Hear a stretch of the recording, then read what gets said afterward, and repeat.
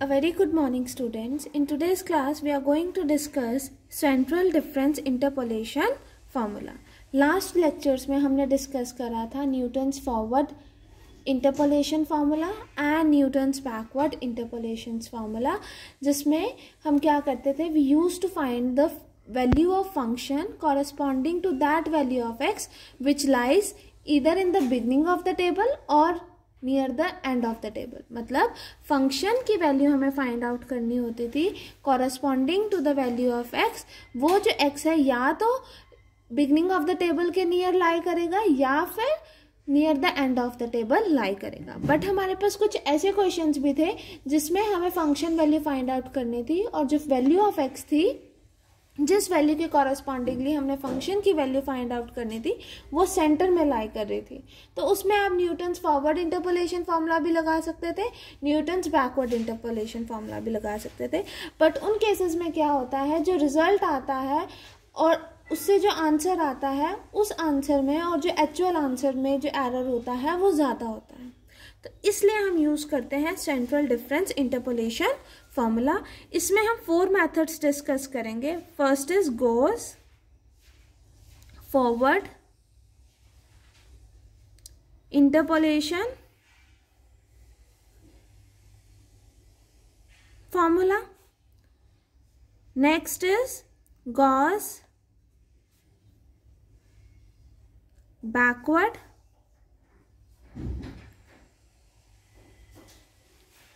interpolation formula. Next comes Stirling formula.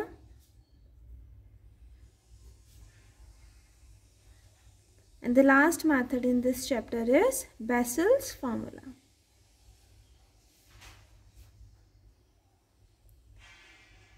In today's class हम discuss करेंगे Gauss forward interpolation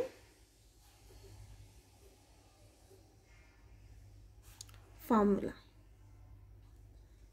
ठीक है students, let us start it.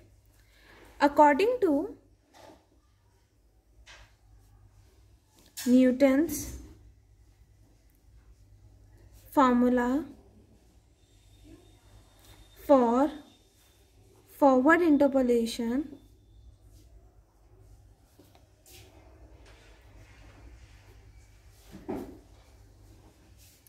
we have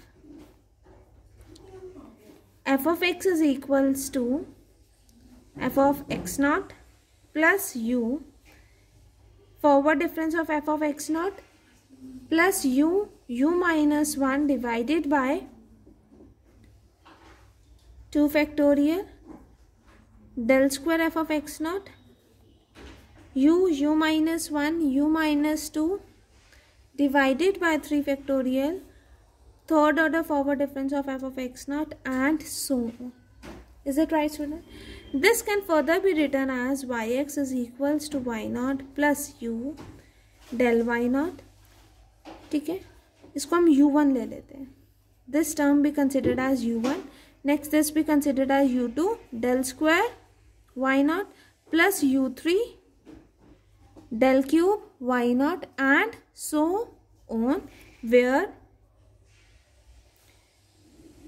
ui is equals to u minus 1 u minus 2 so on u minus I plus 1 divided by I factorial. जैसे हमने यहाँ पर u2, अगर हम I की वैल्यू 2 पुट करें तो क्या आएगा, u minus 2 plus 1 u minus 1, तो यहाँ तक स्टॉप होगा, डिवाइडेड बाय 2 फैक्टोरियल. यही आ रहा है ना हमारे पास u2 की वैल्यू.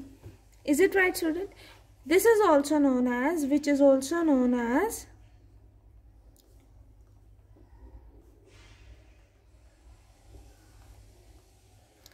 न्यूटन्स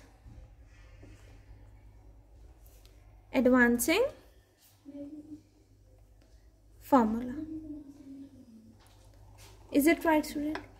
अब because we are to find Gauss forward interpolation formula, तो इस केस में हम क्या करेंगे, फर्स्ट 2 टर्म्स को छोड़कर, एक्सेप्ट फर्स्ट 2 टर्म्स, हमारे पास जो बाकी टर्म्स आएंगी हम उसमें क्या करेंगे, we will diminish the subscript of y by 1, मतलब जैसे यहाँ पर इन दो टर्म्स को छोड़कर हम बाकी सारी टर्म्स में, इससे नेक्स्ट टर्म क्या होगी y u4 del 4 y not, इन सब टर्म्स में क्या करेंगे, जो y का सबस्क्रिप्ट है उसको डिमिनिश करेंगे 1 से, मतलब यहाँ -1 और -1 लाएंगे।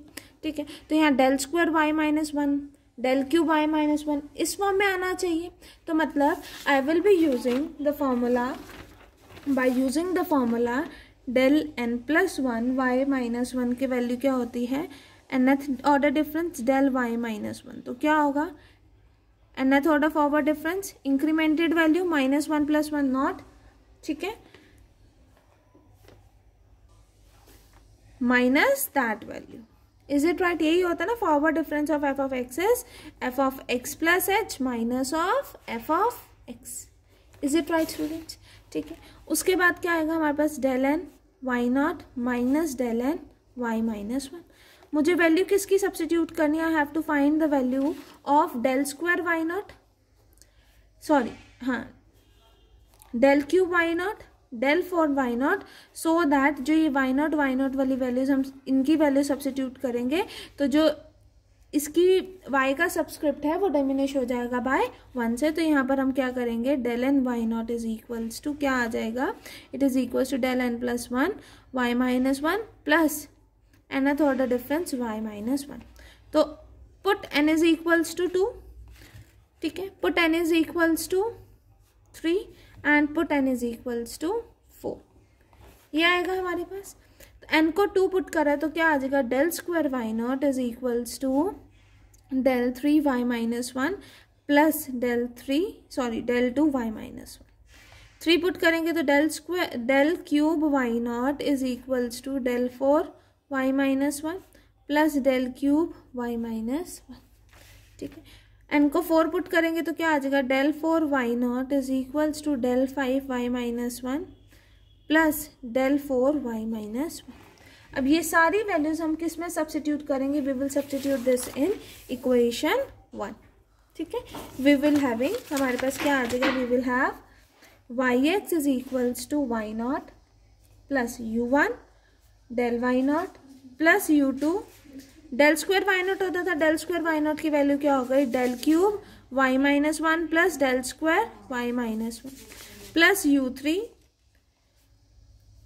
del क्यूब y नॉट, यहाँ क्या आ जाएगा, del 4 y -1 plus del cube y -1, ठीक है। फिर u4 del 4 y नॉट की वैल्यू क्या आ जाएगी, del 5 y -1 plus del 4 y -1। Is it right? And so on, ठीक है। अब सिमिलर टर्म्स को कंबाइन करेंगे, जैसे del cube y -1 del cube y -1, third order forward difference of y -1 को कंबाइन करेंगे, फोर्थ ऑर्डर डिफरेंस को, फॉरवर्ड डिफरेंस को कंबाइन करेंगे एंड सो ऑन। तो हमारे पास क्या आ जाएगा, y not plus u1 del y not, ठीक है, प्लस स्क्वायर वाली तो एक ही टर्म है तो क्या आ जाएगा, u2 del स्क्वायर y -1, ठीक है। फिर del क्यूब y -1 आप कॉमन लोगे तो क्या आएगा, u2 प्लस u3, ठीक है। सिमिलरली आप del 4 fourth order forward difference of y -1 common लोगे तो क्या आएगा, u3 plus u4। Is it right student? ठीक है, and so on we have. Is it right? यहाँ तक समझ आया? अब देखो y not plus u1 del y not, इसका डिमिनिश होंगे बाय y नॉट, डिमिनिश हो गया ना, subscript of y is diminishing by 1, तो डिमिनिश हो गया। अब देखो ये टर्म आई, अब इसकी वैल्यू क्या होती है, we know that NCR -1 plus NCR is equals to n + 1 CR, तो इसलिए UI -1 plus UI is equals to U + 1I, ठीक है। तो यहाँ पर क्या है, U2 plus U3, UI -1 UI, तो क्या आ जाएगा यहाँ पर, U + 1I दैट इज 3, तो यहाँ क्या आ जाएगा, U + 1 3 del cube y -1। Is it right? यहाँ क्या आ जाएगा आपके पास, U + 1 4, is it right student, del 4 y -1 and so, ठीक है। अब हम क्या करेंगे, फर्स्ट 4 टर्म्स को छोड़कर फिफ्थ टर्म में हम क्या करेंगे, we will diminish the subscript of y by -1. मतलब जहां -1 आ रहा है y -1, वहां क्या आएगा y -2. गॉस फॉरवर्ड में हमने क्या करा है, पहले फर्स्ट 2 टर्म्स को छोड़ा, बाकी सारी टर्म्स में क्या करा, diminish the subscript of y by 1. तो ये आ गई टर्म्स, ठीक है. अब फर्स्ट 4 टर्म्स को छोड़ेंगे, लीव करेंगे, और जो 5th टर्म ऑनवर्ड जो भी आएगा उसमें जो y का सबस्क्रिप्ट है उसको क्या करोगे, डिमिनिशिंग बाय 1. तो we will have now reducing the subscript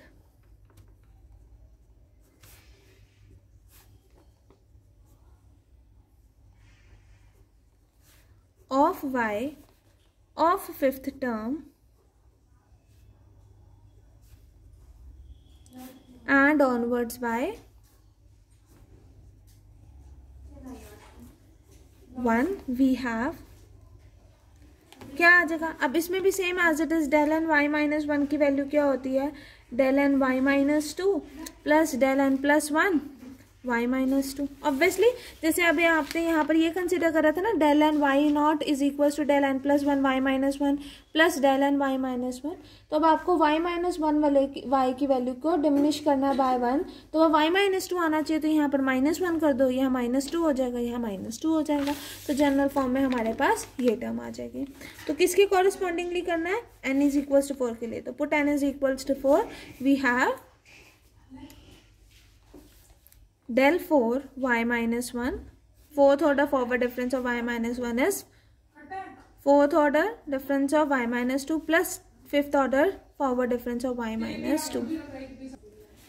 therefore equation 2 becomes, equation 2 कौन सी है, ये वाली, ठीक है ना. ये इक्वेशन 2 हो गई. तो del 4 y -1 हमने सब्सटीट्यूट करेंगे इसकी वैल्यू, तो क्या आ जाएगा हमारे पास, that is yx is equals to y0 plus u1 del y0 plus u2 del square y -1 plus u plus 1 3 del cube y -1 plus u plus 1 4. ठीक है, यहाँ पर वैल्यू पुट करोगे तो del 4 y -2 plus del 5 y -2 and so on. तो therefore हम conclude करते हैं yx is equals to y0 plus u1 del y0 plus u2 del square y -1 plus u plus 1 3 del cube y -1 plus u plus 1 4 del 4 y -2 and so on is the required, is the goes forward